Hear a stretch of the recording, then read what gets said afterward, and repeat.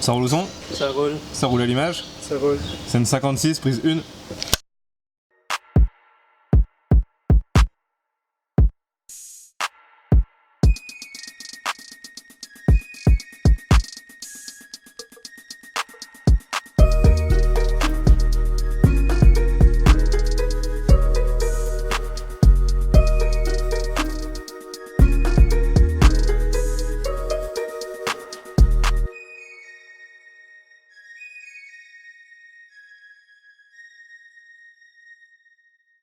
C'était tout au début de l'année 2018. Je crois même que j'étais en voiture, puis je revenais du Maine aux États-Unis. Puis tu sais, quand tu es au volant, tu as tendance à avoir des idées comme ça qui se promènent dans ta tête. Et je sais que la première chose, ça n'a pas été l'idée du film, ça a été l'envie de faire un film. Et c'est bête, mais c'est quelque chose qui intervient de temps en temps dans ma vie, pas toujours. Je sais qu'il y a des moments où j'ai pas du tout envie de tourner, pas du tout envie de raconter une histoire, et il y a des moments où j'en ai envie. C'est malgré moi, ça vient vers moi. Et là, j'étais assez surpris parce que je sortais juste du tournage, enfin de la finition de mon film précédent après coup, et j'étais vraiment très surpris de ressentir cette envie très forte de faire un film. Donc l'idée, c'est que de toute façon, je voulais que Natacha joue dedans, parce que j'avais été tellement satisfait du travail qu'elle avait fait sur après-coup que j'avais envie d'aller encore plus loin. Et je savais que je pouvais compter sur elle pour livrer des sentiments et des sentiments assez compliqués et des émotions compliquées. En fait, en gros, je me suis dit, voilà, je vais pouvoir faire un film avec Natacha en sachant qu'elle va être capable de jouer tout ce qu'il faut jouer, sans avoir à me restreindre. Et ça, c'était vraiment quelque chose de fort. Donc en fait, la première chose, j'ai dit à Natacha, je lui ai dit, écoute, je travaille sur une idée de film et tu vas jouer dedans. Et puis, vraisemblablement, tu risques d'avoir un rôle principal.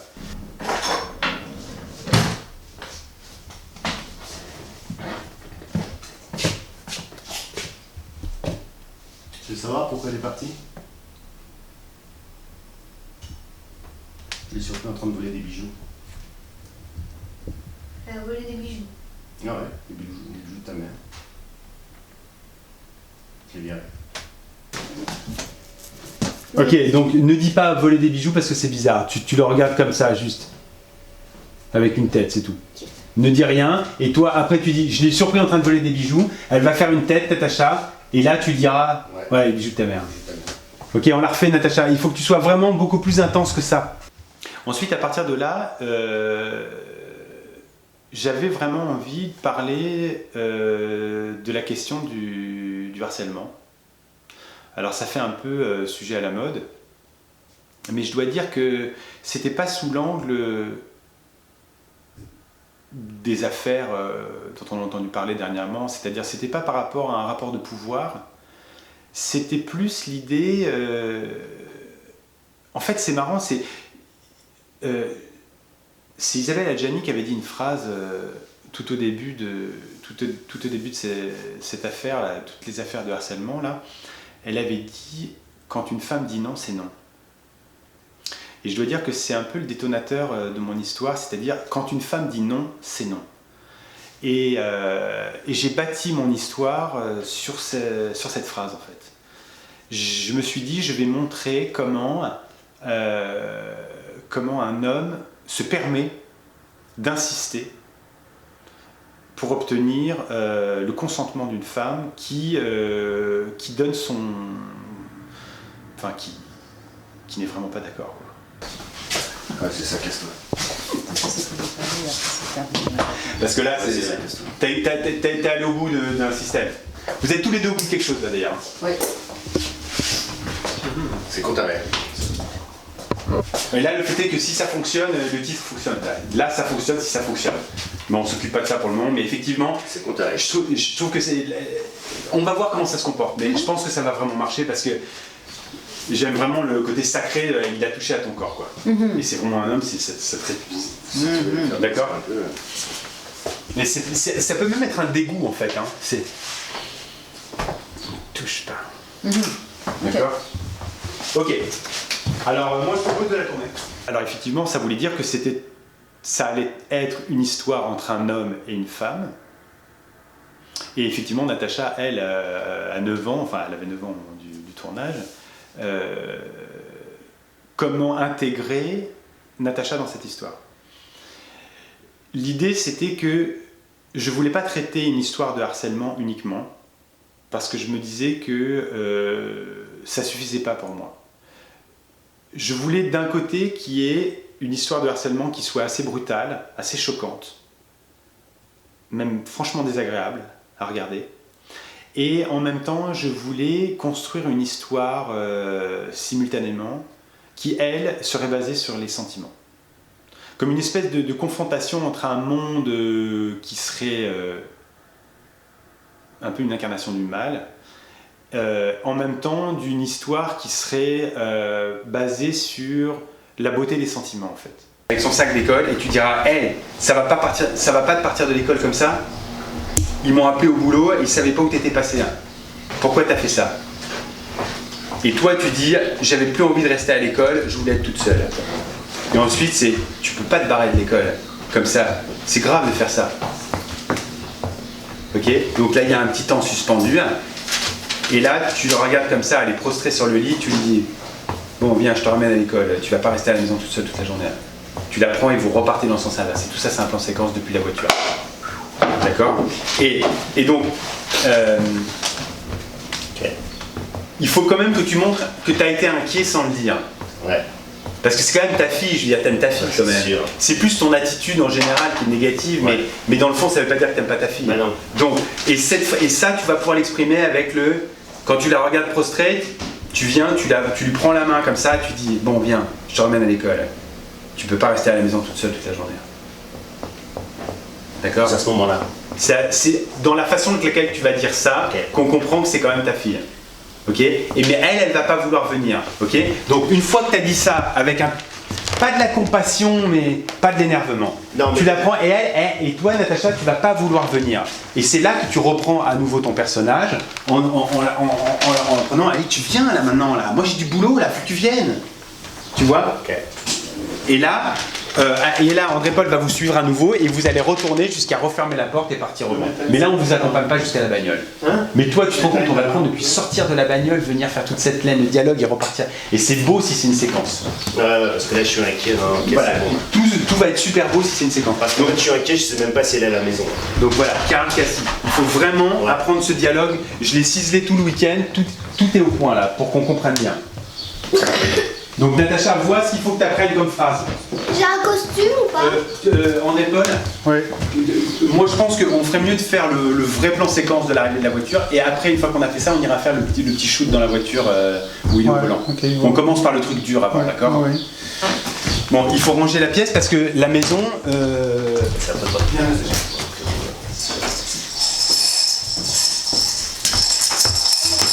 La définition de ce projet. Ça, c'était vraiment très important pour moi parce que j'ai senti dans mon envie de faire un film, j'ai senti un besoin très fort de ne travailler qu'avec des personnes que je ne connaissais pas. Ouais, un peu plus par là, mets-la plus bord cadre, encore plus. Voilà. Action. Hey, je pensais jamais que tu y arriverais, hein? Ça fait genre quoi, 10 minutes que je t'attends? J'ai quand même le droit d'aller pisser, non? Bon. J'ai procédé d'une façon totalement élémentaire. Je me suis dit, je vais aller à la pêche aux acteurs, aux techniciens, tous les partenaires du film, je vais les rencontrer un à un et je vais les rechercher par moi-même. J'ai fait des recherches sur Internet, toutes simples. Directeur photo, ingénieur du son, acteur de second rôle, etc., etc. À mesure que je bâtissais le projet, je faisais rentrer progressivement les différents collaborateurs dans le film. Et en fait, dans un premier temps, j'ai parlé de cette histoire à Mohsen El Garbi, qui jouait le psychologue dans mon film Après coup, qui avait fait un travail remarquable. Et je lui avais dit, j'aimerais bien qu'on refasse quelque chose ensemble. autant dans Après coup, tu incarnes un personnage très positif, là j'aimerais te confier éventuellement un rôle assez négatif. Et Mohsen m'a dit, mais bien sûr, ça m'intéresse, etc. Donc on a commencé à en discuter, et puis je dois dire que ça a été mon premier partenaire, Mohsen. Je lui faisais part des avancées de mon histoire. Et il me donnait son opinion. Et c'était très intéressant parce que Mohsen est une personne très, très sensée, qui a beaucoup de bonnes idées. Et à la fin, on a commencé à s'entendre sur un scénario. Et là, il me dit oui, tu sais, ça va être compliqué pour moi parce que je suis très pris cette année, etc. Je ne serai pas libre avant la rentrée d'automne. Et tout ça. Je lui dis mais là, c'est pas possible parce que ce film, je ne peux le faire que dans une urgence. Je ne veux pas perdre cette espèce de feu que j'ai en moi qui brûle et je veux faire ce film. Je veux le faire au printemps. Et les personnes que je vais contacter, je vais leur dire si vous êtes disponible au printemps, on travaille ensemble. Sinon, je ne peux pas attendre. Parce que je sentais que si j'attendais, j'allais pas y arriver. J'ai reçu un message texte de Mohsen, qui est un ami à moi qui est comédien, et le message texte disait oh, j'ai donné tes coordonnées à un réalisateur avec qui je vais jouer dans un film, son nom c'est Noël Mitrani, il va te téléphoner sûrement d'ici 24 heures. Je suis comme ok, merci Mohsen. J'ai regardé c'est qui Noël Mitrani, j'avais une petite idée, puis bon, ça m'a fait plaisir, parce que j'avais vu bon, quelques films et on a un ami en commun, puis je me suis dit ah, ce serait le fun, bon. J'ai rencontré Ayana et là ça a été instantané. J'ai tout de suite compris qu'Ayana serait merveilleuse dans le film. Noël me contacte, on se rencontre dans un café de la rue Mont-Royal. Il me parle de son projet que je trouve hyper intéressant. Et entre-temps, Mohsen se désiste du projet parce qu'il avait des projets théâtraux sur le côté. Et à partir de là, j'ai dit à Ayana, est-ce que tu connaîtrais une personne, un acteur, qui aurait les caractéristiques du personnage masculin, telles que je te les ai décrits, est-ce que tu peux me proposer quelqu'un? Et elle m'a proposé Stéphane. Noël me dit, est-ce que tu connaîtrais pas un comédien de tel type? Et je lui parle de Stéphane. Et ça fait des années que Stéphane et moi, on se connaît, puis on se disait que ce serait bien de travailler ensemble sur un film. Donc c'est super bien tombé, ça a cliqué entre Noël et moi, ça a cliqué entre Noël et Stéphane. Stéphane, je le connaissais juste de vue, j'avais vu des images de lui, 2-3 choses, mais je le connaissais pas en fait. Je l'ai rencontré, on s'est rencontré avec Ayana, et là, il y a eu quelque chose, une symbiose, il y a quelque chose qui a marché tout de suite. Après on a rencontré, je les ai fait rencontrer Natacha. Et j'ai compris que ces 3 personnages allaient fonctionner. Il y avait une alchimie, quelque chose de assez magique qui s'est mis en place très vite. Je pense que ça va faire rire les gens en plus, ça. Juste avant qu'elle me prenne. Je suis sûre qu'il est pas mort. J'ai vu plein de documentaires là-dessus et... C'est très naturel. Oui, tout à fait. C'est inattendu. Je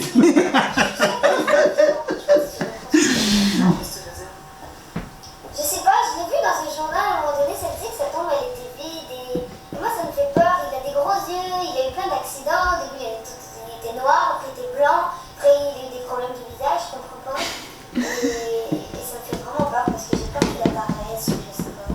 Mais je suis certaine qu'il est pas mort. Et même s'il était mort, j'aurais quand même peur qu'il apparaisse. Je sais pas, c'est un personnage qui me fait peur. Tu préférais qu'il soit mort, vivant? Aucune idée. C'est bien ça, c'est bien. Ce qui est important, c'est les questions que tu lui poses, c'est pas ton point de vue sur la chose qui compte. Ouais. C'est ça qui est très important. Je peux te montrer le documentaire sur mon téléphone. Ouais, d'accord. Okay. J'aimais quand il chantait, moi. Génial, là on sent qu'il y a quelque chose qui se met en place. J'adore laisser le cadre vide comme ça, ouais, moi aussi, avec la discussion qui continue. Et je pense que la base de leur jeu, la façon avec laquelle ils jouent sur le film, dépend fortement de la façon avec laquelle tout ça s'est mis en place. Parce que il y a eu une spontanéité dans les relations, il y a eu comme une évidence. Et cette évidence, on l'a jamais perdue en fait. Même pendant le tournage, on a toujours eu cette alchimie. Jouer avec Natacha, c'est un tel plaisir parce qu'elle est très... elle est à la fois très... je sais pas comment le dire, mais effervescente, puis en même temps extrêmement présente et ancrée. Puis dès qu'il y a une caméra sur elle, elle a cette espèce de concentration et de force qui est très beau à voir à la caméra. puis en même temps, ça reste une petite fille. Donc, il y a ce mélange de concentration, d'innocence et aussi de douleur. Parce que c'est une petite fille qui vient de perdre sa mère et ça reste tout le long du film. Et à travers ça, il y a tout ce rapport qui se développe avec moi, ce lien de confiance qui s'établit. Et on sent aussi les portes de l'adolescence, on sent la femme qu'elle va devenir. Et de travailler avec une telle boule, elle va pas aimer que je dise ça là, mais une telle boule brute d'émotions, moi, ça m'obligeait à être extrêmement, je peux pas être dans ma tête là, il faut que je demeure présente avec elle tout le temps. Donc ça nous oblige à toujours être en rapport et à jouer l'une avec l'autre. Puis jouer, c'est ça, c'est de réagir à ce que l'autre te donne. Puis avec Natacha, c'était tellement beau et tellement facile. Puis au cours de ces 14 journées où on a travaillé ensemble, il y a vraiment un rapport qui s'est établi entre nous. Déjà, là, elle m'invite à aller voir des films ensemble. On doit faire des soirées de binging, de séries.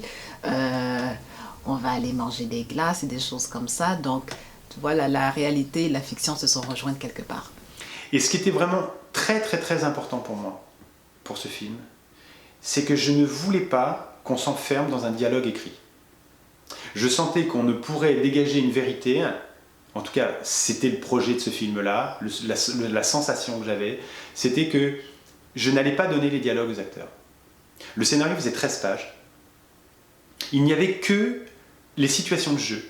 Il n'y avait même pas les décors. Et en fait, au tournage, j'ai divisé le nombre de jours de tournage par le nombre de scènes qu'on avait à jouer. Et en fait, l'idée, c'est qu'on avait 1 heure par scène pour tourner. Au départ, il commence avec ce qu'on appelle plus ou moins un scène à scène. En fait, c'est entre un synopsis et un scène à scène parce que chaque scène est expliquée en 2 ou 3 lignes. Donc, du coup, c'est expliqué de manière extrêmement directe et brusque. Et puis, quand j'ai lu ça, j'ai dit à Noël, mais il me semble que telle scène mériterait d'être plus nuancée. Tu sais, tout est dit trop directement. Il a dit, t'inquiète pas, aie confiance. Je suis comme, ok. Et en gros, ça s'est super bien passé parce que la force de cette démarche-là, c'est que, 1, Noël, c'est exactement où il s'en va. 2, ça laisse beaucoup de place à l'imprévisible, à quelque chose de tellement fragile que ça en devient extrêmement vivant. Puis juste avant de tourner une scène, il nous dit en gros c'est quoi les dialogues qu'il a en fait plus ou moins travaillé, disons, le jour d'avant. Donc il sait quand même exactement où il va. Donc quand on dit les lignes, c'est toujours extrêmement... C'est à la fois nuancé puis à la fois extrêmement précis. Ça va directement là où on doit aller, directement au cœur de l'émotion. Donc, puis quand on fait la scène, parce que ce sont des lignes qu'on n'a pas travaillées, parce que les acteurs, on est rois pour décortiquer une ligne, mais qu'est-ce que ça veut dire? Mais non, c'est une démarche qui va beaucoup plus d'un côté plus documentaire, d'un côté beaucoup plus vrai, beaucoup plus réel. Donc du coup, parfois puis j'en parlais aussi à Stéphane, on dirait qu'on ne jouait pas, on avait l'impression de juste être. Puis en fait, j'ai trouvé ça beau, libérateur, puis je suis sûre que le film va être bon. Je suis sûre parce que, 1, le sujet est fort, 2, les choses sont dites comme dans la vie. Tu sais, dans la vie, quand on se parle, on n'est pas en train de se sortir le cœur de l'estomac. Tu vois, ces moments-là dans la vie sont rares. En général, on peut se dire des choses de manière qui semble très simple et très naturelle, mais en dessous, tu sais, le sous-texte, la sous-vie reste là. Le but, c'était de garder les choses de façon de ne déflorer rien du tout. De tout laisser à l'état de spontanéité. Donc, ça voulait dire qu'il fallait une très forte concentration de ma part et beaucoup de confiance de la part des acteurs. Je pense qu'ils l'ont eu et ça a marché. Je veux voir déjà la scène sans Cassie, c'est quoi? C'est toi, t'arrives avec ton sac comme ça. Ouais. Tac. Ouais. Tu lui dis, il y a une grève de... Il y a quoi? Il y a une grève de... Ah ouais, il y a une grève dans le métro. Donc, c'est là, une grève dans le métro. Est-ce que tu peux me donner un lift au bas de la ville? Bah ouais, pas de problème. D'accord. Non, là, maintenant? Ah oui, Là, maintenant? bah là maintenant. Oui, parce que c'est... Faut vraiment que j'y aille maintenant. Il faut que j'y aille maintenant. Puis Cassie, elle essaie un cours de danse pour 1 heure, donc on a 1 heure. Ça se peut que Cassie essaie un cours de danse de 40 minutes? Je préfère tout ce qui relève de la sociabilité de Cassie, je préfère éviter. D'accord.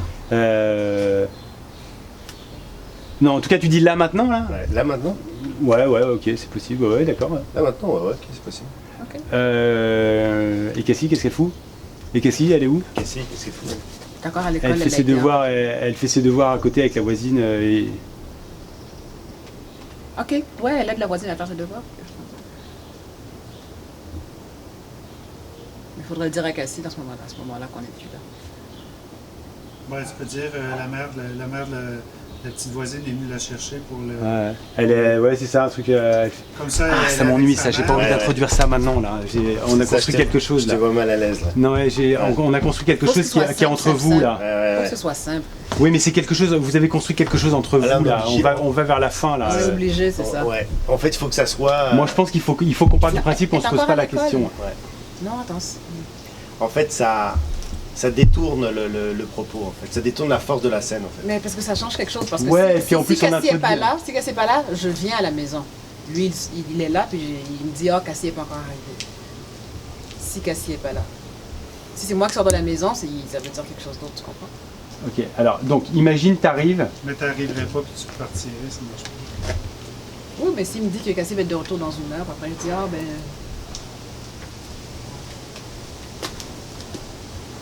Moi, je pense qu'on devrait pas se poser la question, c'est tout. Parce que si on se pose pas la question, les gens se la poseront pas. Si on introduit l'idée, on va s'en mêler dedans.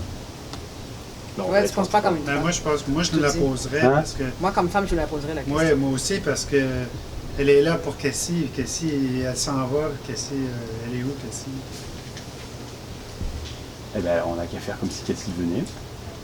Et ce que tu lui balances, tu lui dis plus comme ça, là, sur le ton comme ça. Devant Cassie. Bah, elle est derrière, elle n'entend pas, elle lui dit... Il me demanderait ça devant Cassie? Bah non, c'est ça marche pas. Attends. Non, mais le fait que la voisine est venue chercher Cassie pour... Ouais, mais je veux pas de ça. Non, mais il veut pas... Et puis je veux pas qu'elle soit sociable. En fait, il faut que parce que là, on arrive à la fin. On a créé un huis clos avec des personnes, là. Et il veut... et puis on va vers le dénouement, là, il faut pas de ça. Il faut que la tension reste sur le propos. Ouais, sur les personnages. Il faut pas introduire de gens extérieurs, là. C'est ça. C'est trop tard dans le film pour faire ça. Ça, c'est un Non, bon mais t'as déjà introduit la petite voisine là, qui marchait avec elle. Ouais, mais ça, c'était le début, ça allait. Ça fait béquille, en fait. Ça fait un petit peu béquille, là. Ok, c'est bon. Alors, si Cassie est encore à l'école, t'aimes pas ça? Oui, mais alors qu'est-ce que tu fais là? Elle finit plus tard. Moi, je savais pas qu'elle finissait plus tard. Ok. Non, mais je l'attends ici, Okay. Vous me donnez 5 minutes, je réfléchis. Ouais. Parce que là, quand on a plusieurs, j'y arrive pas. Bon. Je réfléchis, je reviens avec la solution. C'est bon. Parfait. D'accord? Ok.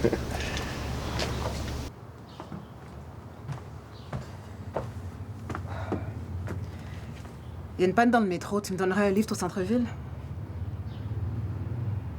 Quoi, maintenant? Oui. Ah bah ouais, ok, ouais. Merci. Cassie? Tu viens avec nous, on va au centre-ville? Ok, je finis après que j'arrive. Tu nous rejoins dans la bagnole, hein, tu fermes la porte.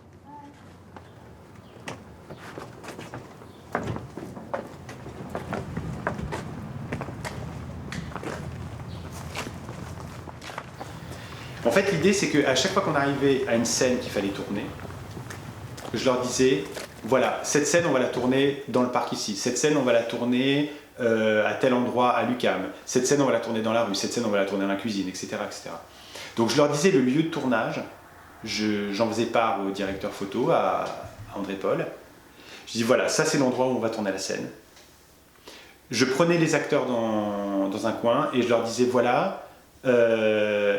voilà la situation de jeu, voilà ce qu'il faut qu'on obtienne avec cette scène, voilà là les buts de la scène, et je vais vous donner des phrases clés de dialogue. Vous allez les apprendre très rapidement, et on tourne. Ce qui fait qu'en fait les acteurs n'avaient absolument pas le temps d'intellectualiser leurs lignes de dialogue. Ils avaient tout juste le temps de les apprendre, et je leur disais, ne vous inquiétez pas, on n'est pas là pour atteindre une perfection dans le dialogue, on va vers du naturel. Si jamais quelque chose de plus spontané vous vient, vous le dites du moment qu'on obtient les objectifs de la scène. Et ça a marché d'une façon extraordinaire, parce que du coup, les acteurs, au lieu de jouer une scène, ils étaient dans la scène. C'est-à-dire qu'ils étaient dans des conditions où ils jouaient pour la première fois une scène où ils avaient à peine découvert un dialogue un décor et une situation de jeu. Et ça a marché formidablement. Ils prennent comme ça, et peut-être qu'on pourrait même prendre quelque chose qui pourrait être intéressant. Ce serait que tu te sens un peu coupable quand même de ne pas aller auprès de la tombe. C'est une scène sans dialogue. Tu la prends un peu comme ça et Natacha elle fait comme ça. Ouais, tout à fait. Tu vois ce que je veux dire? Ou même ça peut être tellement subtil que je comprends que c'est ça. Jouer avec mon fils, hein, c'est ça. J'essaie de me prendre la main pour traverser la En fait, c'est presque plus un geste de culpabilité qu'un geste d'affection. Et là, elle le comprend et elle va faire comme ça. Là. Elle va faire comme ça. Et toi, à la limite, si tu peux te placer à un moment donné de ce point de vue-là, ça serait beau parce qu'on aura encore la perspective avec les tombes et puis tu les verrais partir.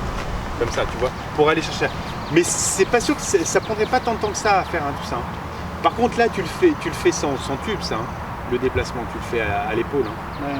Moi, je l'avais avec des tubes. Parce que c'est un moment de plénitude. Ouais, je sais, mais les tubes, c'est long à mettre en place. Non, ça prend 2 secondes. Bon, d'accord, on verra alors, d'accord. Parce que le mouvement de caméra qui se déplace, ok. Je trouve que ça convient en pas tout cas, à alors que moi, en général, je ne serais pas toujours super favorable à trop découper. Là, je trouve que c'est une scène qu'il faut découper parce qu'il faut aller chercher des intentions différentes.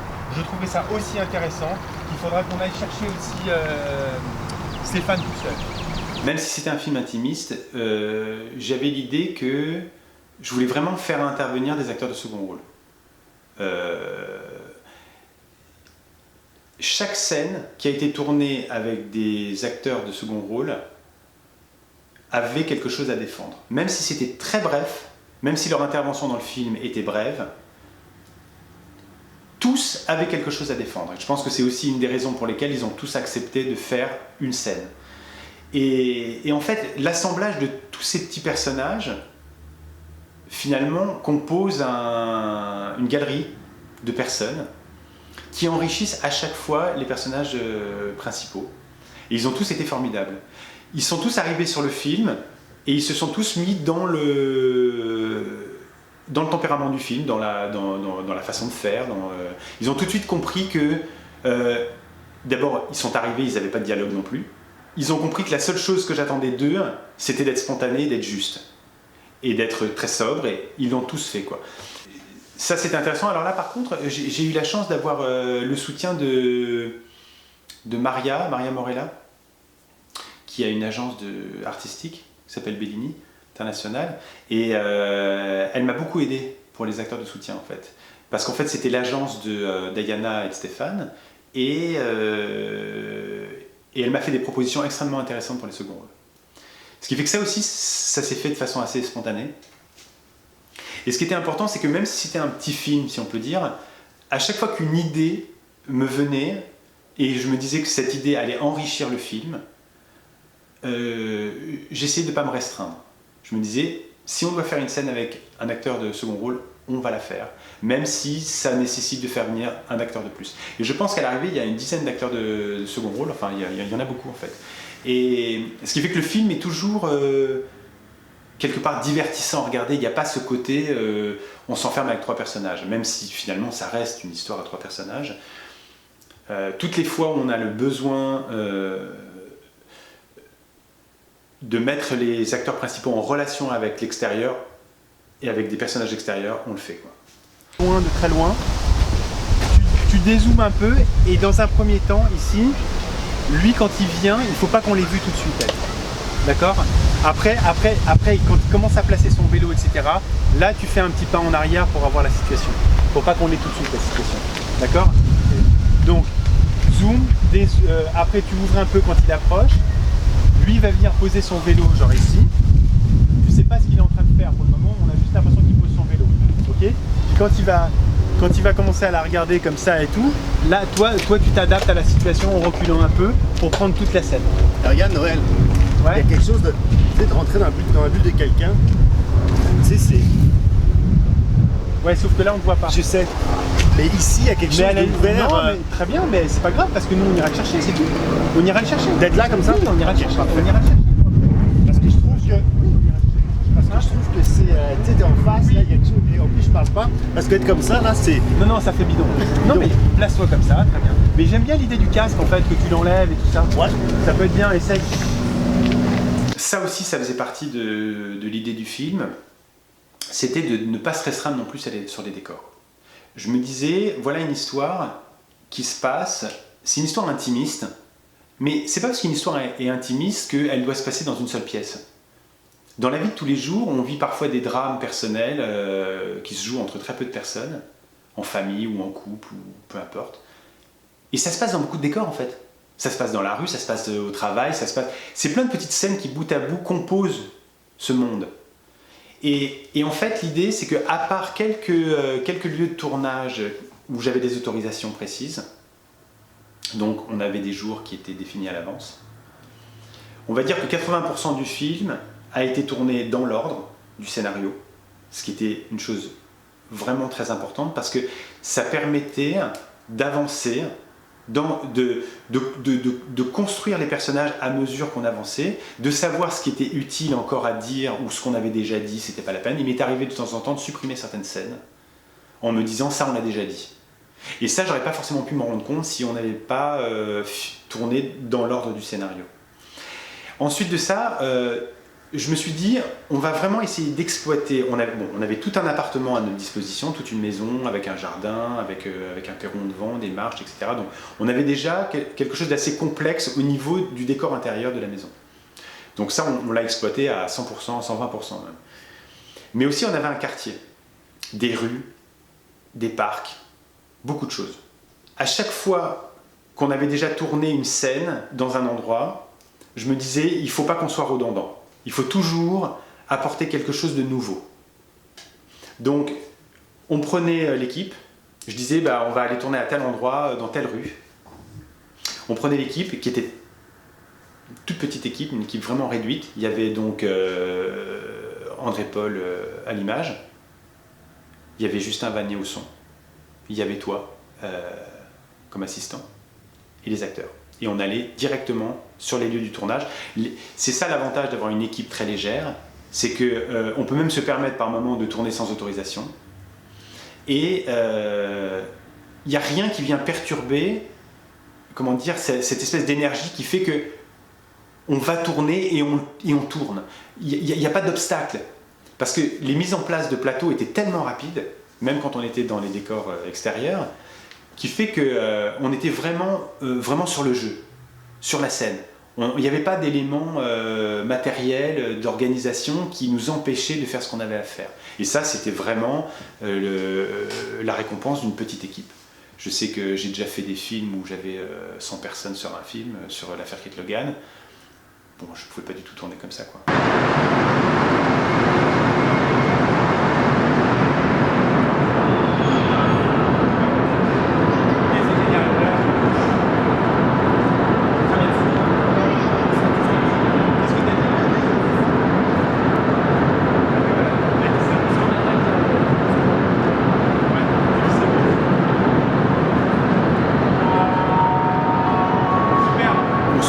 Situations où on va avoir des obstacles, où on va avoir des inconvénients et on les règle sur le moment.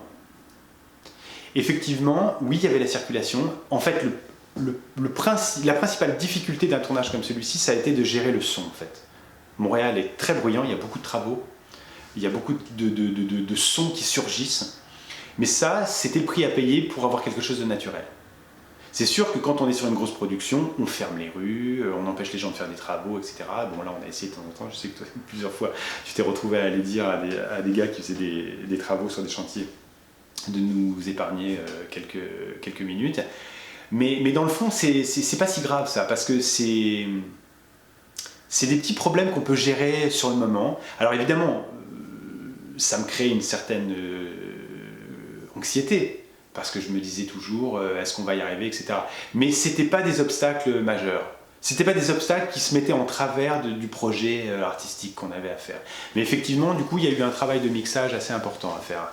Parce qu'on a attrapé tout un tas de sons qui ne faisaient pas partie du film.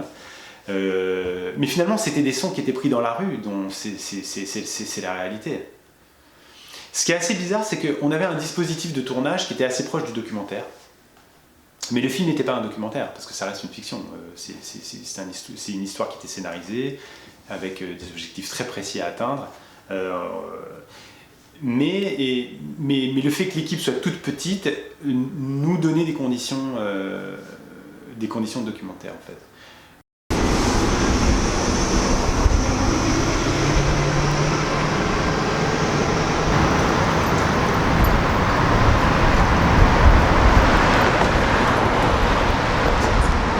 Les acteurs étaient tellement dedans, ils étaient tellement pénétrés de leur personnage qu'on faisait finalement très peu de prises, en fait.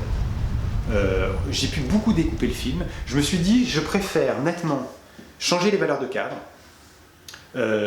changer les angles sous lesquels on prend les scènes. Donc j'avais beaucoup de matériel de montage, en fait, c'était assez extraordinaire.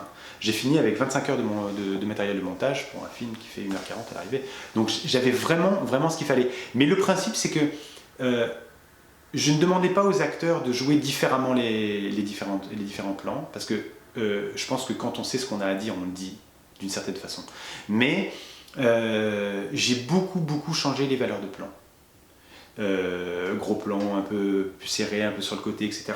Ce qui fait que j'ai pu découper, parce qu'on avait le temps, c'était assez incroyable. On avait 1 heure pour chaque scène, et pourtant on avait le temps de faire les choses. On a pratiquement, je pense qu'on peut dire qu'on n'a jamais été en retard, en fait. On a fini les journées à l'heure, on a eu peut-être des débordements d'une demi-heure, pas plus, quoi, en fait.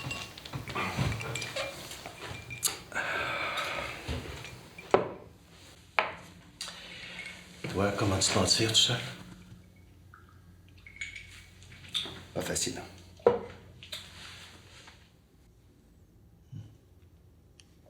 Je me sens seul.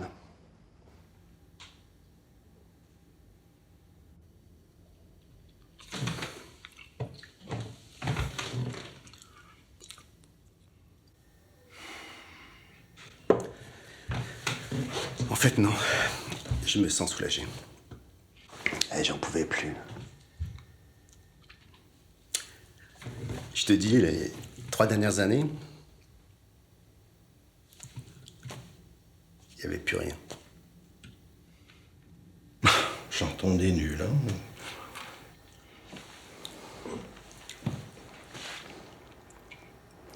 C'est ça.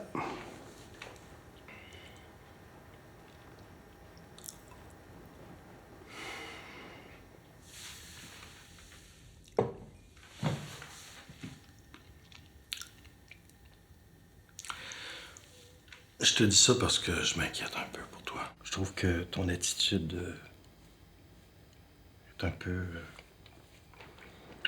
Un peu quoi? A changé un peu. Avec les femmes, entre autres. L'autre jour, avec Evelyne. L'autre jour avec Evelyne? Non mais tu déconnes, quoi. Qu'est-ce que j'ai fait? Je suis arrivé, je sais pas, moi, t'es là, je parle. T'es trop sérieux, toi. Sur Cassie, c'est que dans les 2 cas, je leur propose un personnage avec un parti pris qui est extrêmement fort. L'idée avec Laurent, c'était, dans Après coup, c'était de lui dire tu dois maintenir ton personnage de bout en bout dans l'émotion. C'est-à-dire que tu ne relâches jamais l'émotion. Tu es perpétuellement, dans chaque scène, il faut qu'on ressente un personnage qui est dévasté par la culpabilité. Donc c'était un défi extraordinaire, Laurent s'était mis là-dedans et je sais que, à l'époque il m'avait dit qu'il en avait des nuits agitées, que c'était compliqué pour lui, etc. Je dois dire que, en tant que réalisateur, si on arrive à faire souffrir nos acteurs, c'est vrai que c'est pas très gentil, mais ça prouve qu'on est en train de leur faire jouer quelque chose qui a de la valeur. Ça, c'est sûr. Par rapport à Stéphane, je sais que ce qui a pu faire souffrir Stéphane sur son personnage, mais ça, c'était dès le début, j'avais établi cette chose-là. Je lui avais dit, ne cherche jamais, mais vraiment jamais, à donner de l'humanité à ton personnage. Tu dois accepter l'idée que tu vas décrire un personnage profondément antipathique. De toute façon, je lui ai dit, si tu joues ce rôle avec sincérité, si tu te mets dedans sans te restreindre au niveau de ce que tu donnes, c'est-à-dire si tu n'as pas cette crainte de passer pour quelqu'un de désagréable et de négatif, de toute façon, de l'humanité finira par percer, c'est inévitable. Tout être humain, à un moment donné, a des moments d'humanité. La seule chose, c'est que toi, tu ne vas pas travailler dessus, on ne va pas travailler dessus. Parce que si on travaille sur ça, quel est le message? Le message serait complètement brouillé. On veut décrire une personne qui est sous l'emprise de ses pulsions sexuelles. Quelqu'un qui ne peut pas s'empêcher de désirer à chaque instant obtenir sexuellement l'autre. En l'occurrence, ce personnage joué par Yann. C'est pas un personnage qui est décrit sous un angle sympathique. C'est son objectif, son projet intime est quelque chose de profondément négatif. Souvent on se dit, bon ben pour défendre son personnage, il faut l'aimer, il faut aller lui trouver une part d'humanité, tout ça, d'aller... Mais moi j'y suis pas allé vraiment sur ok non, il faut le comprendre, il doit sûrement avoir quelque chose de noble derrière qui fait en sorte qu'il se comporte comme ça, une faille, une douleur ou quelconque. Une chose qu'on se dit pour aller justifier de jouer ce genre de choses-là. Moi j'y allais surtout sur la scène qu'on a fait surtout à la gym de boxe. J'y allais plus comme, en fait, ce genre de gros connard que tu as envie de frapper parce que c'est des gros connards. Allons pousser jusqu'au bout pour justement les refléter. Et la liberté, tu le prends justement en y allant pour bien montrer ce genre de gars que c'est. T'sais. Et c'est pas les aimer, c'est au contraire d'aller là-dedans pour d'essayer d'aller au bout de ça. J'ai essayé sur quelques moments où il voulait justement que ça soit quelque chose de complètement désinhibé, de relâché, et puis voilà. La préparation, c'est 10 minutes avant, 15 minutes avant. Puis c'est tellement fait dans un feu roulant qu'il y a vraiment... Il n'y a pas de stress parce que tu es dans l'urgence de comprendre la situation et puis surtout de garder le personnage. Je sais que Noël est le personnage de Karl, il le voulait radical, il voulait que je tienne absolument à garder, à assumer quelqu'un de violent, de désinhibé, mais qu'il faut l'assumer. C'est difficile de dire que ce personnage-là est intéressant à jouer. Je dirais qu'il est... Il y a des scènes, quand je revenais chez moi, en fait, pendant que je jouais la scène, encore, bon là, tu es là pour aller répondre à une certaine consigne, de te mettre dedans, de faire ta job, mais c'est la première fois que vraiment, des fois, je revenais chez moi, puis il y avait comme les contre-coups d'une scène que j'avais jouée durant la journée. Puis c'était pas forcément le fun, ça. C'était pas quelque chose où tu te dis waouh, c'est la jubilation de jouer ce genre de personnage. Je dirais pas que c'est une jubilation, c'est des fois c'est comment dire, ça te prend un peu au dépourvu. Mais après, pas pendant que tu le fais. C'est un contre-coup après, c'est comme si qu'il y a quelque chose qui reste un peu. Quelque chose de rémanent. J'aurais pu choisir de faire un personnage qui, quand il est dans sa perspective de harcèlement, il est antipathique, et puis parallèlement, c'est un père gentil avec sa fille. Bon, il y avait cette option, je ne l'ai pas prise. Je ne l'ai pas prise parce que je me suis dit, ça aussi, ça va brouiller le message. L'idée que le gars est un bon père, gentil avec sa fille, et que parallèlement, c'est un horrible individu qui harcèle les femmes. Je me suis dit, où on va là? Le spectateur ne va pas comprendre ce que je cherche à dire. Donc moi, j'ai pris un personnage qui me semblait plus cohérent, qui consistait à dire, voilà quelqu'un qui finalement est assez malheureux, qui souffre finalement de la perte de sa femme, même s'il ne l'aimait plus, mais elle ne l'aimait plus non plus, et qui finalement, c'est comme une espèce de fuite en avant. Il se dit, puisque mon existence n'a plus de projet, puisque je ne sais plus vraiment quelle est la valeur de ma vie, alors je vais m'adonner à mes pulsions. Sauf que ces pulsions font souffrir les gens, font souffrir le personnage joué par Rihanna, et parallèlement, c'est un père il n'est pas volontairement méchant avec sa fille, c'est juste qu'il est comme ça. Tout ce qui sort de sa bouche contient quelque chose de rude, quelque chose de désagréable. En venant de la gym, je me suis dit, ok, lui, il veut aller au bout de quelque chose. C'est comme si qu'il pensait à se suicider. En fait, c'est peut-être la seule chose positive qui émergeait de ce personnage-là. C'est, ok, tout ce que je fais, c'est en fait parce que finalement, je vais me suicider quelque part. Là, on me tue, mais c'est comme un suicide. C'est comme si je l'ai cherché. Donc, quand l'acteur qui joue, je pensais plus à ça pour le jouer. Et je pense que beaucoup de gens qui ont vu le film, en fait, sont presque plus choqués par le personnage qu'il joue en tant que père qu'en tant que harceleur. Parce que celui qui harcèle, on sait déjà à la base que c'est quelqu'un qui n'est pas bon. Ok ? Donc ça, c'est déjà quelque chose qui est assez établi dans la tête des gens, même si c'est désagréable à regarder. Mais l'idée du mauvais père, l'idée du père qui est dur avec cette petite fille, qui en plus souffre de la perte de sa mère, ça, je pense que c'est un élément qui choque les gens. Mais ça les choque vraiment. Hein. Nous-mêmes, au tournage, on sentait un certain malaise. Il y avait des moments où on voyait bien que le comportement qu'il avait vis-à-vis de Natacha, etc., était pas beau à regarder, quoi. Mais je pense que c'est ça le cinéma aussi. C'est des fois, ça existe des pères comme ça. Il faut les montrer. Mais souvent, on a cette espèce de tentation de vouloir toujours faire percer une humanité dans un personnage. Et je pense que c'est une erreur. Parce que je pense qu'on dit plus de choses en montrant un personnage qui est profondément, quelque part, mauvais de bout en bout. De toujours vouloir sauver un personnage dans un film, c'est immature. C'est prendre les gens pour des imbéciles. Et finalement, c'est pas les aider. Je pense que c'est drôle parce que j'ai montré le film à Laurent Lucas, et il m'a dit, en regardant ce père, j'ai ressenti comme un malaise, comme une honte en tant que père, parce qu'il s'est dit, ça nous concerne tous quelque part. On est tous potentiellement des mauvais pères, des pères qui ne sont pas capables d'être gentils avec leur enfant, à l'écoute, disponibles, capables de donner des sentiments.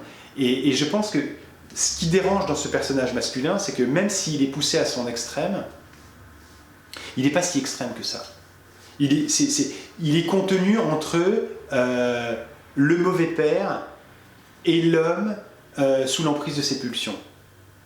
Quel homme, quels sont les hommes qui peuvent dire que ça ne les concerne pas du tout? Alors évidemment, il y a plein d'hommes qui triomphent de ça et qui deviennent des bons pères, et qui sont capables d'avoir une sexualité maîtrisée et normale et acceptable. Mais là, en l'occurrence, c'est pas ce que je voulais montrer. Je voulais dire, regardez, ça c'est pas bien, et c'est pas bien du début à la fin. Ce qui fait que du coup, c'était pas évident pour Stéphane, parce qu'il savait qu'il avait vraiment le mauvais rôle. Et en tant qu'acteur, je sais qu'il a souffert, j'en suis désolé, mais sa performance en est d'autant plus magnifique. En étant speed, de demander où est ta fille, tu vas aller vérifier à la maison, c'est ça l'idée. Et puis peut-être à un moment donné, quand on sera dans la rue, tu pourras dire merde, il n'y a pas de place. Il n'y a pas de place, qui fait que ça justifie que tu passes par l'arrière. Okay. Je le montrais ou pas, je suis pas sûr, mais on ne sait jamais. Parce que si d'un coup ça paraît un petit peu bizarre que tu passes par l'arrière, on aura une explication. Okay. Dès lors que je produisais le film, chaque jour de tournage, c'est beaucoup, surtout sur un petit film comme ça où finalement tous les participants du film étaient bénévoles. C'est toujours un petit peu un défi de demander à des personnes de participer à un film de façon bénévole. Donc chaque jour, c'est un poids supplémentaire qu'on ajoute.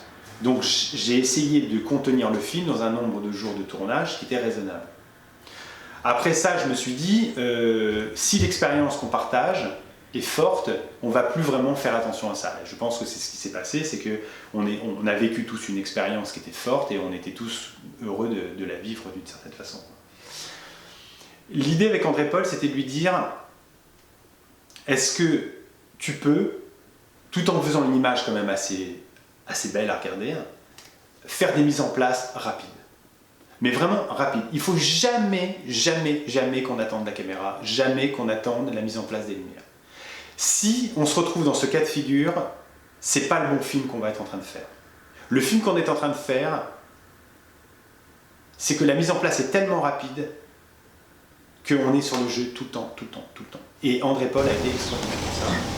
Parce que j'aime bien le côté obscurité, c'est bien aussi de temps en temps qu'on soit pas toujours, tu sais, avec les bonnes conditions. C'est intéressant qu'il soit dans l'obscurité, je trouve, justement. On n'entend plus que les voix. Mais tu sais ce que tu pourrais faire, Justin? C'est qu'on fera toute la scène que au son. Mais tu iras chercher juste le son de... Écoute, ils sont dans le noir, ils sont dans l'obscurité quand ils parlent. Tu iras chercher le son et on mettra les voix on placera les voix, au pire. Et André Paul a été extraordinaire pour ça, parce que je lui donnais des indications au début, je lui disais voilà ce que j'aimerais qu'on ait. Et il mettait ça en place très très rapidement. Ce qui fait que du coup, on tournait. Sans cesse, on était dans l'intensité de jeu. On n'a jamais perdu le fil. Et ça, c'est sûr que ça prend un directeur photo qui accepte ces conditions de travail et qui prend même plaisir à faire ça. Et je pense qu'André Paul a pris même un certain plaisir à faire ça. Parce que l'avantage aussi d'une mise en place rapide, c'est que du coup, on ne peut pas passer notre temps à fignoler. Et on va à l'essentiel. Et ça aussi, c'est un travail qui est intéressant pour un directeur photo. Aller à l'essentiel, parce que nous tous, on allait tous à l'essentiel. Les acteurs à l'essentiel, moi j'allais à l'essentiel dans ma mise en scène, dans l'écriture des dialogues, dans tout ça, c'était fait pour un seul objectif, aller à l'essentiel. Et je pense que ça a marché, quoi. Également, il y avait Justin qui était au son. Ben, Justin, lui, il était dans le mouvement, il suivait aussi. Il avançait ça. Jamais il s'est mis en travers pour nous dire ça on peut pas le faire. Non, il a toujours réussi à être dans le même tempo que toute l'équipe. Vous entendez? Ah ok, c'est ta caméra en bas. Ouais. Non, il y a un autre... Je pense que ce que tu entends, c'est de l'air qui diffuse, je sais pas quoi. Non mais c'est normal, c'est de la circulation d'eau, on pourra rien à faire, c'est les tuyauteries ça. Ok. Mais c'est pas grave, ça fait un bruit sous-sol ça. Ok, on y va? On y va parce que c'est pas cool pour nous là. Non, c'est bon. Ça tourne au sang? Attends, je trouve plus mon... Ok. J'ai pas de lumière. Veux-tu allumer 2 secondes? Attends, j'ai... Ça, j'ai mon sel. Ah, je l'ai trouvé. T'as trouvé? Ouais. Ok, on y va? C'est logique là de laisser allumer comme ça là? Ben, ouais, comme ça c'est bien, comme ça c'est bien, voilà. Ça roule au son. Ça tourne à l'image? Ça roule. Tu vas chercher le plafond un peu hein, quand elles arrivent. Hein. Ok. Scène 66, prise 1. Action! Wow, il y a plein de choses partout. Attends, il y a des choses ici. Ah, il y a une boîte.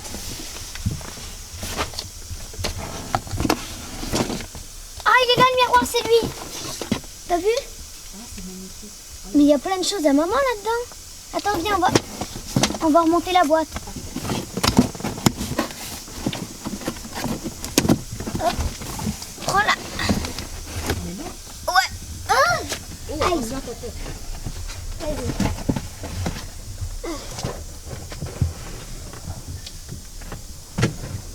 Coupé. Super. Le film a été complètement autoproduit et c'est vrai que ça a donné, je pense, la chance à des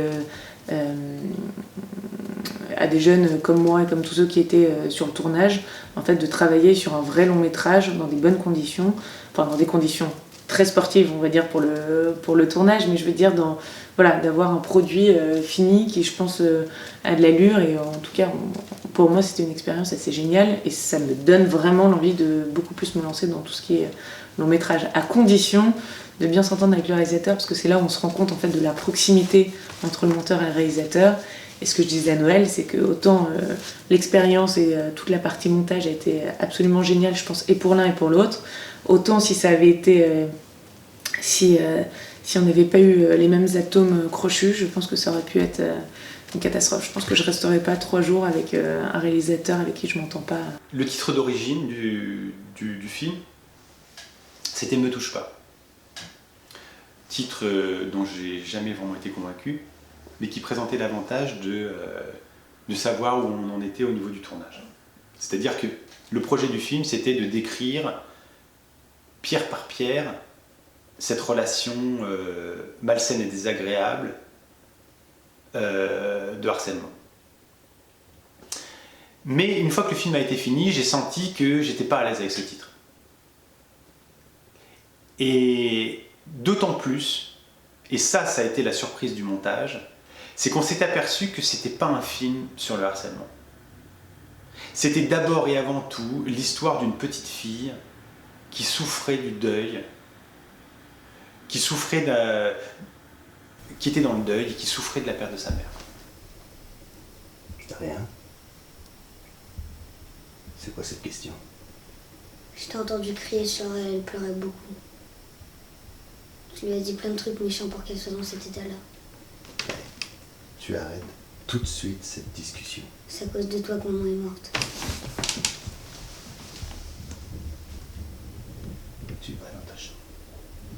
Ben, au départ, ce qui m'a attirée dans le projet, mis à part la rencontre avec un réalisateur et travailler avec Stéphane, Noël m'a parlé de son scénario.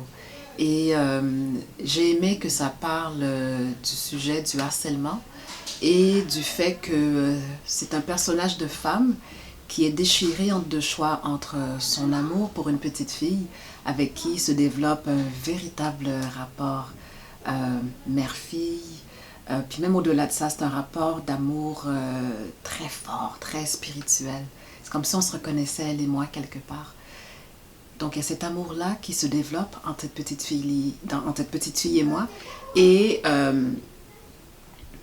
tout le rapport horrible qui se développe avec son père, qui est un prédateur, qui est manipulateur, qui me harcèle en fait. Et j'ai le choix entre abandonner cette petite fille, qui en fait a besoin de moi en plus parce qu'elle vient de perdre sa mère, et subir les agressions de cet homme. Puis le choix est certain, tu sais, si je peux pas aller à la police, je peux pas partir, je peux pas non plus rester. Donc tout ce dilemme, ce sont des choses extrêmement intéressantes à travailler au cinéma pour un personnage, et c'est des choses qui vont chercher toute la gamme des émotions humaines, et pour une comédienne, c'est magnifique de pouvoir aller dans toutes ces directions-là. Donc c'est sûr que c'est un cadeau, le personnage de Maya. C'est l'histoire d'une petite fille qui a perdu sa mère, qui souffre, qui doit endurer la méchanceté d'un père, et vient s'ajouter cette question de harcèlement, comme si, quelque part, on n'en avait pas assez, quoi. C'est-à-dire, c'est l'idée que, alors que le monde de cette petite fille est déjà difficile, en plus, elle a ce père qui fait ça, quoi.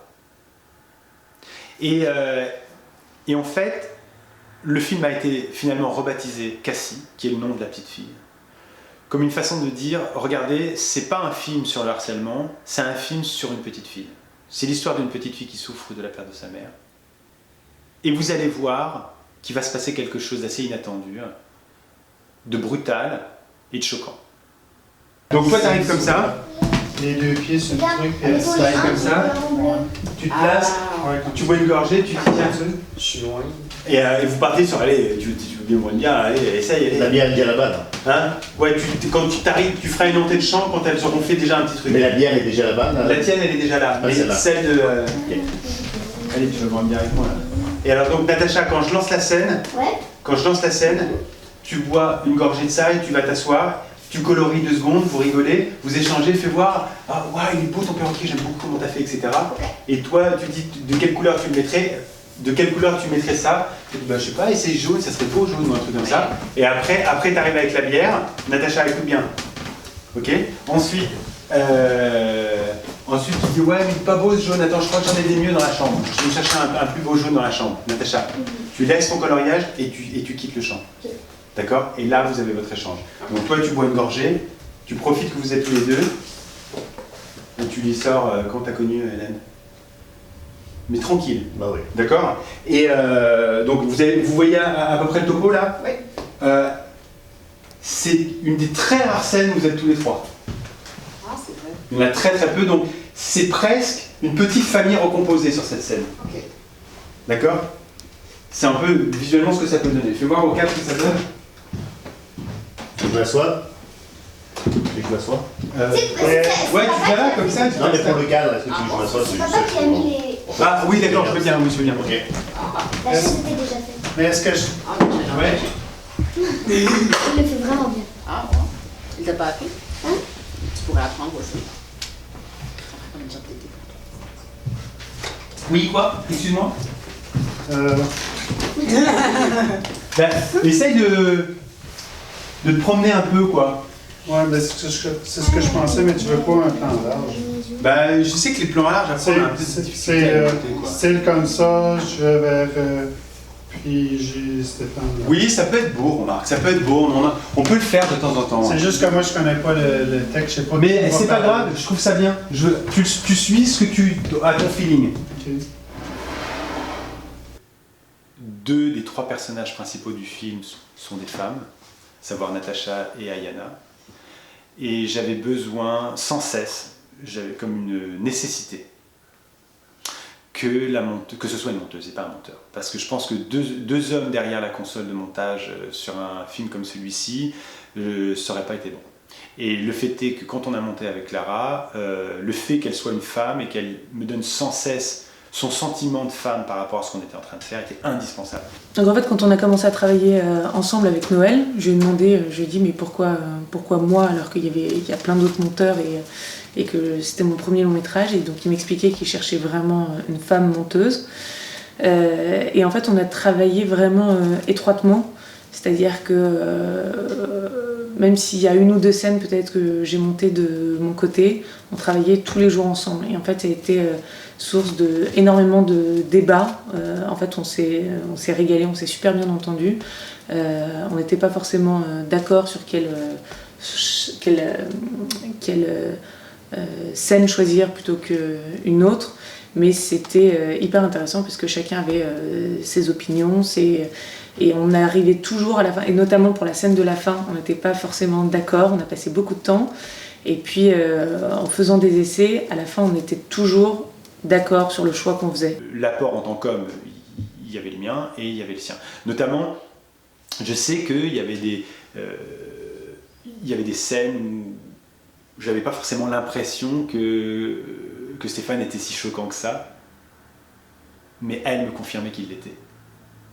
Parce que c'est vrai que nous, en tant qu'hommes, la distance qui nous sépare entre la bonne et la mauvaise attitude, quand tu es un homme et que tu regardes un homme qui a une mauvaise attitude, il y a une distance.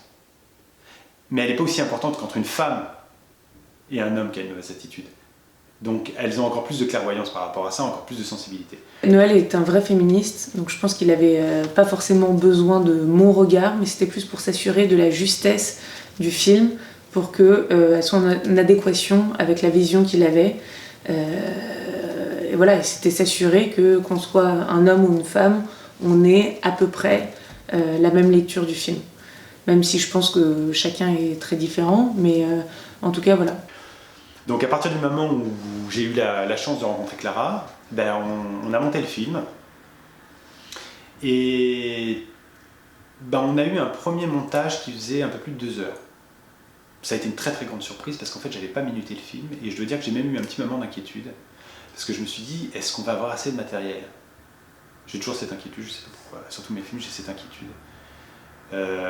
Parce que comme mes scénarios sont assez minces, j'ai toujours peur de ne pas avoir assez de matériel à l'arrivée de montage. En fait, c'était vraiment pas un problème. Mais je me souviens de ce moment fatidique où elle a assemblé, on avait fini de faire le premier assemblage, et j'avais peur qu'elle me dise le film fait 1h20. Ce qui aurait été dramatique parce que la plupart du temps, les solutions dans le montage consistent à retirer des choses et très rarement en ajouter. Donc si on a un premier montage d'1h20, on est foutu parce qu'on n'a plus de marge de manœuvre en fait. Et là, quand elle m'a dit qu'on avait un premier montage de plus de 2 heures, j'étais super heureux parce que je me suis dit, bon ben voilà, maintenant on va pouvoir naviguer là-dedans et faire un bon montage, quoi. Mais il y a toujours ce petit moment troublant qui est, à la fin du premier assemblage, on n'a pas le film. C'est assez douloureux là, je ressentais pas le film. C'est drôle parce que en voyant les rushs, eux, chaque rush, indépendamment les uns des autres, était le reflet du film, mais son premier assemblage ne l'était pas. C'est un peu comme si on n'avait pas encore réussi à assembler ces deux notions fortes dans le film qui sont le deuil de la petite fille qui a perdu sa mère et la question du harcèlement. Il a fallu du temps pour fusionner ces deux choses, pour qu'elles rentrent l'une à l'intérieur de l'autre et que ça ne fasse plus qu'une seule notion, une seule idée, un seul film. Donc ça nous a pris quand même du temps. Il y a aussi une autre chose que j'ai faite, c'est que j'ai poursuivi un peu l'expérience de tournage au montage, d'une autre façon. Noël m'a proposé, je trouvais ça assez intéressant comme approche de travail, c'était de commencer le montage sans connaître le scénario. J'avais juste le synopsis. Donc je savais à peu près de quoi il s'agissait, mais une fois de plus, c'était pas forcément le synopsis de Noël n'était pas forcément hyper objectif. Donc quand on arrivait sur le détail des scènes et qu'il fallait donner en montage, on peut vraiment pousser le caractère d'un personnage ou d'un autre. Et c'est vrai que j'avais tendance à prendre toujours le côté un peu plus sympathique de Stéphane, et Noël voulait toujours donner le côté le plus sombre. Et puis voilà, ça a été source de débat, on n'était pas forcément d'accord, etc. Et ça, c'était assez amusant de travailler sans scénario, et donc on a travaillé scène par scène. Comme je l'ai dit au tournage, je donnais les indications aux acteurs et les dialogues au dernier moment. Donc ça les mettait dans une forme un petit peu comme ça d'instabilité. Avec Clara, je lui ai dit, je ne vais pas te donner le scénario. Elle n'avait pas le scénario. Je lui ai dit, je vais juste te raconter l'histoire. En quelques mots, je vais te raconter l'histoire. Donc je lui ai raconté l'histoire. Et je lui ai dit, et maintenant, ce qu'on va faire, c'est que, comme il y a des numéros de scènes, tu vas découvrir les scènes, une à mesure qu'on les regarde ensemble. Donc toi, tu ne vas pas connaître, je ne lui avais pas dit quelle était la fin du film, pour qu'elle conserve une forme de suspense. Parce que ce suspense-là, il était très important pour moi, parce que c'était, vu que le film n'a pas été financé par des personnes extérieures, je n'avais absolument aucun moyen de vérifier le contenu du film. L'idée, c'est donc Natacha. Donc le papa là, il a eu une discussion avec Ayana qui est venue lui demander à la porte si elle serait intéressée à prendre des cours de chant avec sa fille. Et lui, il dit qu'il va t'en parler. D'accord ? Il vient et il t'en parle. Et il vient te demander si tu es intéressé à faire des cours de chant. Mais lui, toi, c'est ni favorable ni pas. Il m'en parle pour moi, et il m'en parle parce qu'il veut qu'elle rentre. Non. Il le fait parce que dans le fond, il se dit, pourquoi pas. Peut-être qu'effectivement ça peut aider ma fille, vu qu'elle est tellement chiante, renfermée. Je suis pas capable de m'en sortir tout seul. Elle s'entend pas avec les gardiennes. Pourquoi pas, essayons. Puis, disons les choses comme elles sont. Peut-être que tu as trouvé que cette personne était assez agréable. Donc, et elle a été. Non, elle n'a pas vu. Elle n'a pas vu, c'est toi qui es venu à la porte, et il vaut mieux pas que Natacha soit là à ce moment-là. Il vaut mieux que le personnage soit pas là. Oui, ça peut commencer par être moi. Avec Cassie, il y a quelqu'un qui a sonné hier, qui propose des cours de chant. Et je trouvais que c'était intéressant, parce que ça évacue ton stress. Il me semble qu'en ce moment, tu es un peu. Ok. Attends. Non, toi t'es pas du tout d'accord. Donc en fait, alors attends, on y va par étapes. Comme façon de monter, c'était un peu comme si je découvrais le film comme quelqu'un qui va au cinéma, si ce n'est que c'était pas monté, mais à chaque fois je découvrais la première scène, et ensuite j'avais les différents angles, et même si souvent on essayait par rapport au script de prendre directement la meilleure scène, et puis de la découvrir, et puis ensuite on dérochait pour le reste. Parce que quand on se fait financer, il y a des gens, des analystes, des personnes qui donnent leur point de vue, etc. Donc on a déjà du retour par rapport à ça. Je n'avais aucun retour. Et les acteurs étaient trop impliqués dans le film pour avoir vraiment la lucidité nécessaire. Donc je me suis dit, Clara, elle va pouvoir me le donner, parce qu'à mesure qu'elle va découvrir les scènes, je vais savoir quel est l'impact de ces scènes, et progressivement, le film va se construire en même temps qu'on avance. Et j'ai trouvé ça formidable à tel point que je trouve qu'on devrait faire ça à chaque fois, en fait. On ne devrait pas donner le scénario au monteur. On devrait regarder les scènes dans l'ordre, et puis ça se construit. Donc elle n'avait aucun préjugé. Elle ne savait pas où on allait, et elle se laissait faire par les scènes. Et j'ai vu, il y a certaines scènes qui l'ont choquée. Elle disait « Oh, ah d'accord, ah c'est ça qui se passe oh !» Et donc, en fait, je savais par ses réactions quel était l'impact réel de ce qu'on avait tourné. Ce qui était amusant, c'est que comme je découvrais scène par scène, il y a quand même 2-3 scènes qui m'ont particulièrement surprise et puis j'étais pas au courant qu'en la visionnant, j'allais être choquée à ce point. Et je pense que Noël s'en est un peu amusé de me voir sur 2-3 scènes en fait être presque en état de choc, notamment la scène de la boxe en fait où j'ai trouvé ça assez intense. Enfin, je veux dire 2-3 fois j'ai eu des frissons en me disant la scène de fin pareil en me disant oh là là mais où est-ce qu'il nous mène. Donc ça a vraiment été formidable. Ensuite de ça, on a commencé à monter, on a commencé à malaxer cette pâte, ces 2 heures, on a enlevé, on a commencé à retirer, on a commencé à le montrer. Quand on avait fait la première version du montage, on l'a envoyé à différentes personnes et c'est assez étonnant parce que quand on demande, quand ils savent que c'est pas le montage final et qu'ils visionnent le film, en fait je pense que les gens se permettent un peu plus de donner leur avis et on a eu des avis complètement contradictoires. Quand les uns nous disaient que le personnage était beaucoup trop sombre, qu'il était imbuvable, que Stéphane s'en était trop, etc. En fait, de l'autre côté, on faisait visionner à quelqu'un d'autre qui nous disait « vous devriez en faire un peu plus ». Donc c'était assez bizarre. Donc, pour rejoindre la question du quel est le regard de la femme par rapport au regard de l'homme, en fait, finalement, je pense que ça dépend aussi de l'état dans lequel on visionne le film. C'est sûr que si on est un peu sensible ou quoi, il y a des personnes qui, au bout de 10 minutes, le film va vraiment les déranger.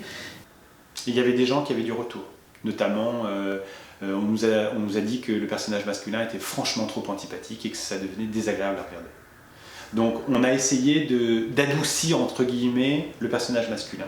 C'est-à-dire, pas l'adoucir fondamentalement dans ce qu'il était, mais de faire en sorte qu'il n'y ait aucune répétition dans son personnage, qu'il n'y ait aucune redondance, que chaque chose qu'il apporte soit nouvelle, qu'on soit toujours dans quelque chose qui fait que le spectateur s'intéresse à ce personnage et ne soit pas dans le rejet. La projection test, c'est intéressant d'avoir les avis des uns et des autres, mais là où il faut faire très attention, c'est que sous prétexte que c'est pas le montage final, en fait chacun donne un peu son avis et se doit d'avoir un avis même s'il n'en a pas forcément. Et c'est assez difficile de garder le recul pour pas justement tout changer et garder en fait la vision du réalisateur. Et ça, c'est assez intéressant. Parce qu'on s'est beaucoup battu dans le montage pour faire en sorte que le film ne provoque jamais un rejet. Parce qu'il y avait des choses qui étaient tellement désagréables que ça peut provoquer un rejet. Donc je pense qu'à la fin, on est arrivé à une balance qui fait que le film est, me semble-t-il, équilibré. En fait, c'était étonnant parce qu'à la fois, il y avait la fraîcheur des 2 femmes, donc Ayana et Natacha, et puis au fur et à mesure, on commençait à comprendre le personnage de Stéphane, qui peut être à la fois, qui avait un aspect charmant, que moi j'avais tout le temps tendance à essayer de faire ressortir, et Noël avait tendance à me dire non mais c'est pas du tout le côté sympathique que je veux mettre en exergue, bien au contraire, c'est la pire espèce qui soit en fait, donc on veut pas le rendre sympathique. Donc ça c'était assez étonnant, parce que moi j'avais tendance à dire mais non, mais on va essayer de rendre les choses de façon un peu moins sombre. Et en fait, c'est là où j'ai découvert qu'il y avait vraiment un travail à accomplir, c'était de mener ces personnages à une vraie confrontation en fait. Ce qui fait que j'aime beaucoup le montage et que ça en est devenu mon métier, c'est que on peut jouer avec les personnages. On peut vraiment les faire tendre à être plutôt sympathiques ou au contraire détestables. En coupant une scène, on peut changer complètement le cours de l'histoire. Enfin, c'est pour ça que d'ailleurs il faut faire vraiment attention au recul qu'on a par rapport aux différents montages, aux différentes vidéos qu'on regarde tous les jours.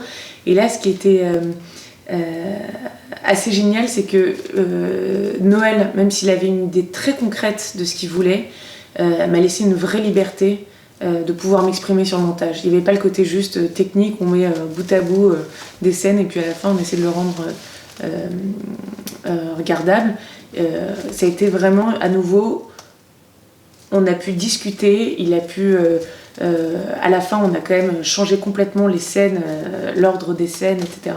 On a beaucoup discuté et il était hyper ouvert à condition que ça reste dans sa vision, et il avait une vraie vision des personnages, de l'histoire, mais pour le reste il était hyper ouvert en fait.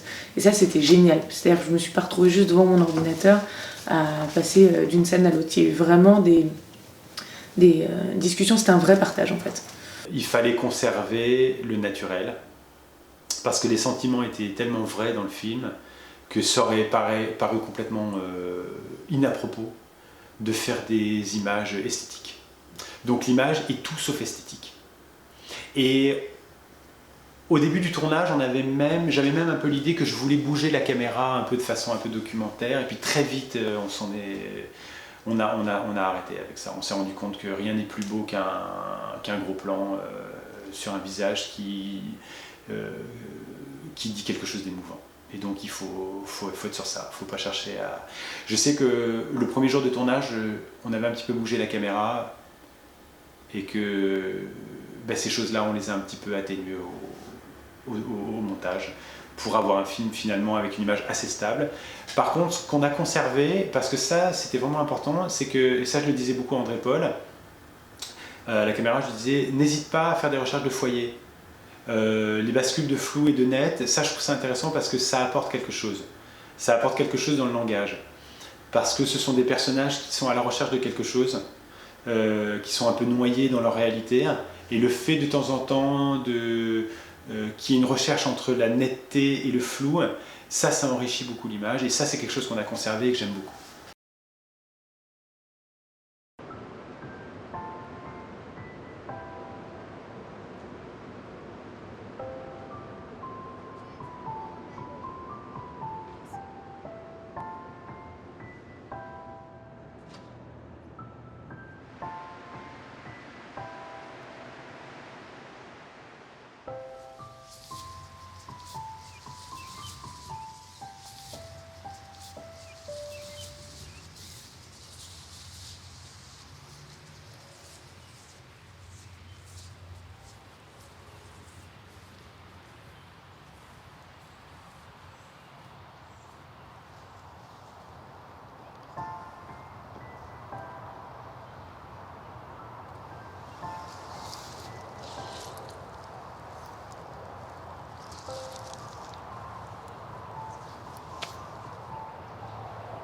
Je crois qu'elle nous entend.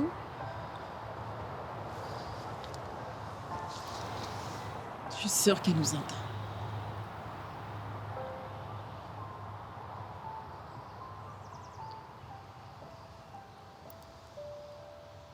Le film n'était même pas encore tourné. Il m'a dit, ce que je voudrais que tu fasses, c'est que tu me fasses une banque sonore. Donc je veux que tu me composes un thème triste, un thème mystérieux, un thème qui évoque la violence, le mystère, etc. Et donc moi je me suis mis au travail, j'ai composé plusieurs thèmes comme ça, des maquettes. Et à partir de là, le film s'est tourné. Et un jour, il m'a donné la copie des premiers rushs. Et il m'a dit, écoute, tu peux aller au café, va dans un endroit tranquille, regarde le film. Et essaie de voir s'il y a des trucs qui collent ou si tu peux composer plus et tout. Donc j'ai regardé l'intégralité des rushs, j'avais un petit carnet de notes. Je prenais en note tous les passages qui pouvaient potentiellement marcher avec de la musique. Et puis à partir de là, j'ai recomposé certains morceaux. Je lui ai envoyé toutes les maquettes. Et à partir de là, avec la monteuse Clara, ils ont sélectionné une bonne partie des morceaux que j'avais composés et puis ils les ont placés dans le film. Et j'avoue qu'au début c'était assez stressant parce que moi comme je te dis, j'ai l'habitude de faire la musique un peu dans ma chambre ou avec des amis. Et là d'un coup il fallait que je le fasse vraiment pour un long métrage. Donc j'étais là, ouais, est-ce que ça va coller et tout.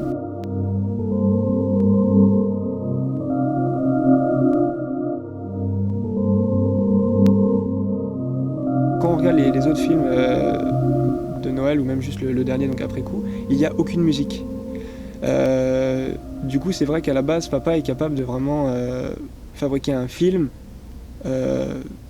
fait juste de dialogue. Donc, la musique, dans ce cas-là, c'était surtout, justement, c'était des ambiances, c'était Donc en fait, il n'y avait pas vraiment de musique qui était rattachée aux personnages parce que les personnages se complètent à eux-mêmes. Tu vois, c'est vraiment juste des petites musiques par-ci par-là, histoire de donner un peu de couleur.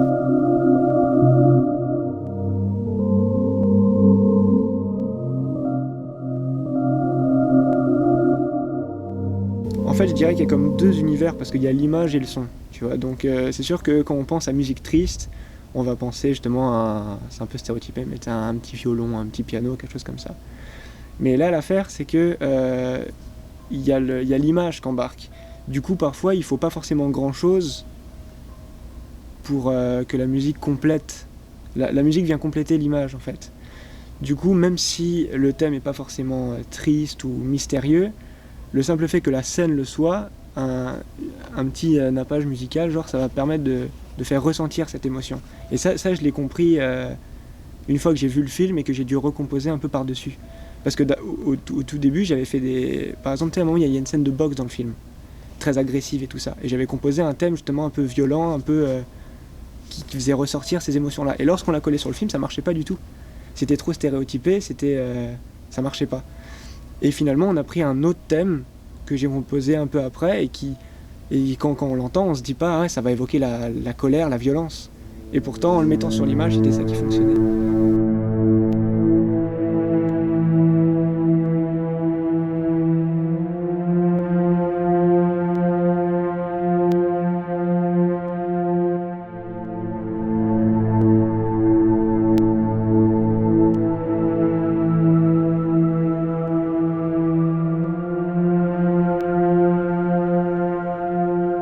Moi, j'ai fait des premiers thèmes. Ensuite de ça, j'ai regardé le film, j'ai recomposé d'autres thèmes et je leur ai tout envoyé. Et là, c'était justement le moment le plus pas évident à gérer pour moi parce qu'en fait, c'était le moment où ils allaient prendre mon travail et le juger et voir ce qui marchait et ce qui marchait pas. Et sauf que moi, à ce moment-là, j'étais pas avec eux. Je leur avais envoyé les morceaux. Du coup, sur le moment, j'étais pas trop au courant. Et puis, un soir, papa est rentré, il m'a dit « Bon là, c'est super, on a pris l'une de tes musiques pour le générique de fin. » Et à ce moment-là, c'est là que déjà ça m'a soulagé. J'étais très content, je me suis dit, ah ça y est, bon ça y est, ils ont pris un, il y a quelque chose qui fonctionne, tu vois. Et à partir de là, c'est là que j'ai recomposé d'autres morceaux et tout ça, et que là, il y a eu une plus grande communication, je dirais. Donc, dans un premier temps, j'étais même pas là. Et ensuite de ça, quand il a fallu refaire des modifications, là j'ai écouté ce qu'ils avaient à dire, ce qu'ils me conseillaient, tout ça. Même par exemple pour ce qui est du thème de la boxe ou ce genre de choses, ouais ça marche pas, fais plus quelque chose dans ce genre là, etc.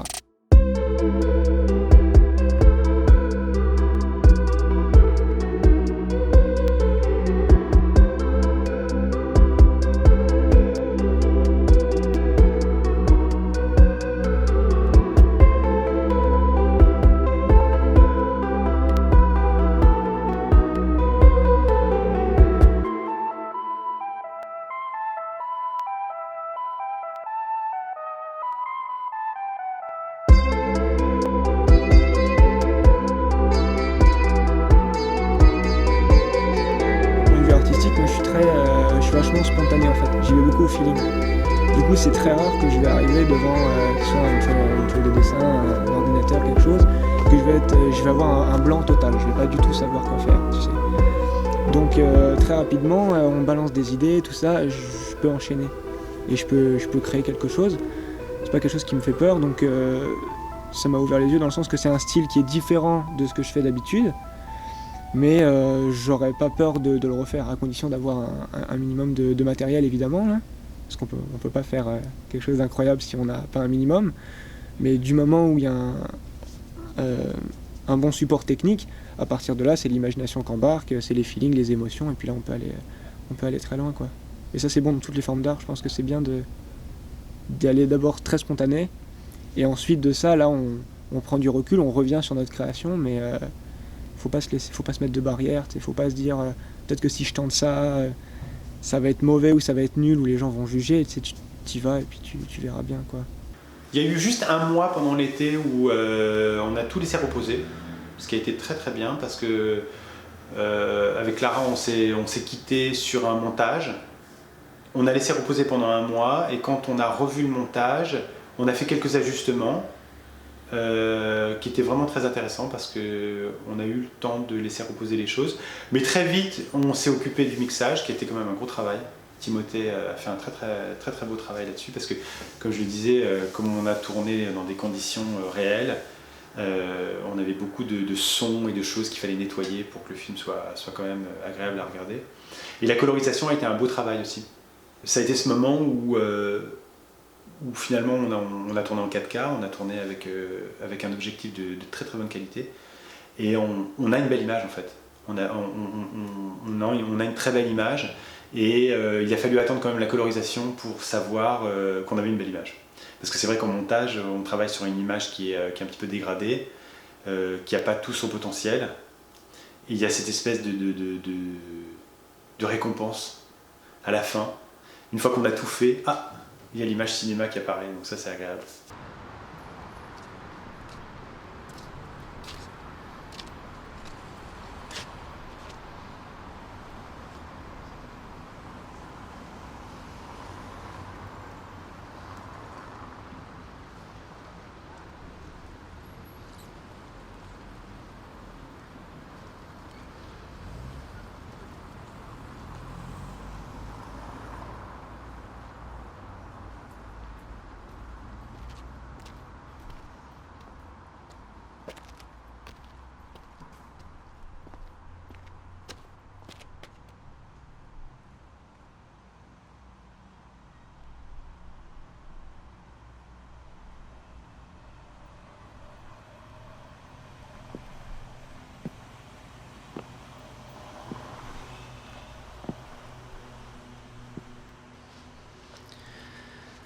Bon. Puisque t'es là, c'est que t'as réfléchi à pas mal de choses. En tant que créateur du film, on est surpris nous-mêmes par ce qu'on a créé. Et ça, c'est magnifique. Parce que le tournage n'est pas qu'une exécution d'un scénario, n'est pas que la mise en image de quelque chose qui est déjà prévu. On a travaillé d'une façon qui fait que, oui, des surprises pouvaient apparaître. Mais au final, une fois que le film a été terminé, mixé, avec sa colorisation, etc., quand tout a été terminé, j'ai su qu'on avait terminé parce que le film ressemble maintenant au sentiment que j'avais pendant qu'on l'a tourné. Et en fait, on se rend compte qu'il faut tout un processus de post-production qui est très lent pour retrouver le sentiment d'origine qu'on avait au tournage, qui lui est le sentiment le plus pur quand on fait un film. C'est pas le scénario le sentiment le plus pur, parce que le scénario c'est assez abstrait encore, c'est des mots. Mais l'expérience de tournage, c'est celle qui nous indique vraiment quelle est la matière qu'on a travaillée et comment on la ressent. Et au début du montage, on ne l'a plus ça. On a juste un assemblage d'images qui donne pas beaucoup de sens. Et à force de travailler, on en arrive à ça.